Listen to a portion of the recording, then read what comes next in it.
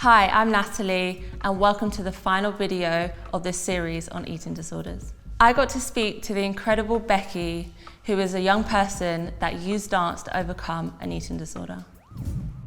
Could you tell those who are watching about your own experience of having an eating disorder and how maybe it's different from then and how you got to where you are now? So I was around 17 years old. I was about to turn 18. So I was young and I wasn't going through a good time. So like my parents were getting divorced and then I got bullied at school just by a group of girls. It's always girls, like, I don't know why. It's always just like horribleness. So I wasn't really in a good place. So more my focus subconsciously went into like diet and exercise. And I was already quite sporty before, and I've always been slim. That's the thing. And I've always been like really healthy, but I started to get like too focused into it. So like I went to a family wedding. I always remember this. I went to a family wedding and I was wearing this dress, and I was thinking all day, I was like, oh my God, I look so like fat in this dress. And I was worried about what I was eating, and my family were just a bit like concerned. They were like, wait, what? This never happened before. And then I remember getting like loads of comments, like my nan was worried about me, and they used to talk, and she spoke to like my parents after the wedding, and some other family members did, saying that they're worried about me. And I was kind of in denial. I didn't understand. But then it got worse, and I lost loads of weight. And then they took me to the doctors, and the doctors just knew straight away. They just looked at me and was like, yeah. So they referred me to the NHS nurse. And then I remember sitting down, and then she gave me this booklet and was like, you've got anorexia. And I was like, oh my God. And it was really difficult, and it kind of just ruined everything, and I just lost everything. But obviously it got better, but that's my experience.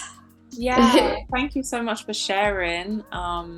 It's obviously a quite personal and difficult time, right? To go through, and healing isn't always linear, and it's, as much as it can be shared by other people, it is a very individual experience as well, to your own life, your own circumstances, I can imagine. So just to dive into that a tiny bit more, I felt like within that, it's like you didn't know until it was diagnosed, right? What was that like mentally? Just so I can get a bit of an understanding on that as well.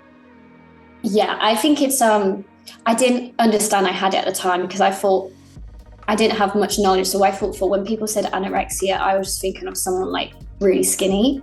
And then when I looked at myself, I was like, but I'm not really skinny, but I was. And also it's not actually about how you look. You could be like any size, but you could have an eating disorder. And I think that's the biggest thing that people just don't understand. You could literally be any size. It's a mental thing, because it's a mental illness. It was a distraction from like I said, my parents were divorcing, like I got bullied. So for me, it was more of like a coping mechanism. That was the thing. It was like I was just, instead of focusing on everything here, I started to focus on like diet and losing weight, because that would make me not focus on like whatever was going on in my life. But you can't get better unless you focus on like all of this, if that makes sense. Yeah. Sure. Yeah, definitely. It was a way of control, almost. Not to put words in your mouth, but maybe that is the right word. I was looking for that word. Yeah. But I mean, now you dance professionally. Yeah. And not saying like everything's perfect and rosy, but what is your journey? Dance has always been like a calling to me. It's always been in me that I wasn't aware of.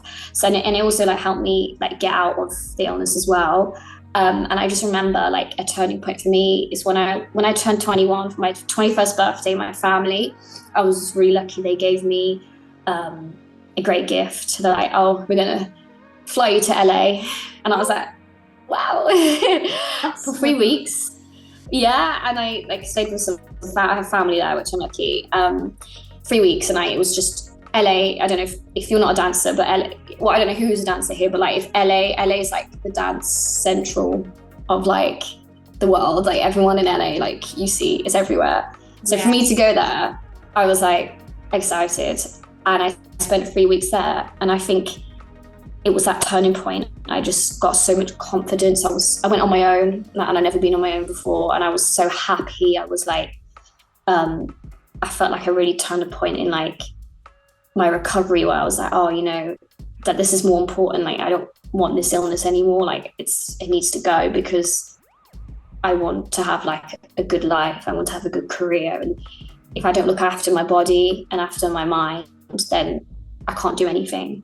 So I think that was a big turning point. Yeah. I do lots of different dance styles, but when I dance in like heels sometimes. So when I dance in heels, it's like, you know, sometimes, or in other dance styles, like to be sexy and stuff. And before, like I was not feeling like that because of me trying to recover, and like I was just, my mind was just like playing tricks on me of how I looked and stuff. But I think when I dance, I feel like it just all went away. So when I was like in heels, or whenever I'm in a class or I'm teaching or on stage, it just, I think all of the worries just go away, and I just feel like no one would have guessed if I didn't have confidence or any of that, because I gave so much. And so just last question as well. Okay. But do you have any words of advice or encouragement that you would give someone who might be going through an eating disorder right now? Okay. I have a lot of advice, but to narrow it down, I'm going to say first thing, which is the most hardest thing, is to like admit that you have a problem. Or like what I said at the start, I was in denial for a very long time. When I finally started to admit and like realize that I had a problem, that's when you can put a solution to it. So for me, I was very lucky at that age. I got a nurse on the NHS. NHS helped me a lot. Got an NHS nurse that specialised in eating disorders. I then got a counsellor as well from the NHS. So I had like massive support systems. They helped me so much. Like I always say, like it's so dramatic, but they kind of like saved my life. Like I don't know what I would have done without them.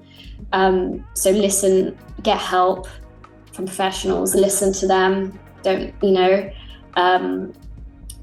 take time off for yourself, like take time off. And I know it sounds like cliche and like people might be like, what? Or people who have mental illness will understand this when I say, but like, don't listen to that evil voice in your head, because that's not you. That's not your friend. That's your that's your mental illness talking to you, and you're not that person. So, yeah, and life will get better. Oh, I love that. Thank you so much. Yeah, thank you so much. It's that thing, isn't it? Like, things are temporary, even though they feel like forever in the end, right? Yeah, so you end up absolutely. And you're an example of that, definitely. Thank you to Becky for her openness, her vulnerability, and for sharing her story and advice. Here, I want to highlight some charities. The NHS's Be Body Positive is bursting full of practical and easy to understand advice to take steps to help you towards recovering from an eating disorder. Their resources are free to access online. Together, we have reached the end of this video series on eating disorders. Thank you for watching, and I'll leave you with some other related quick sets I suggest you check out.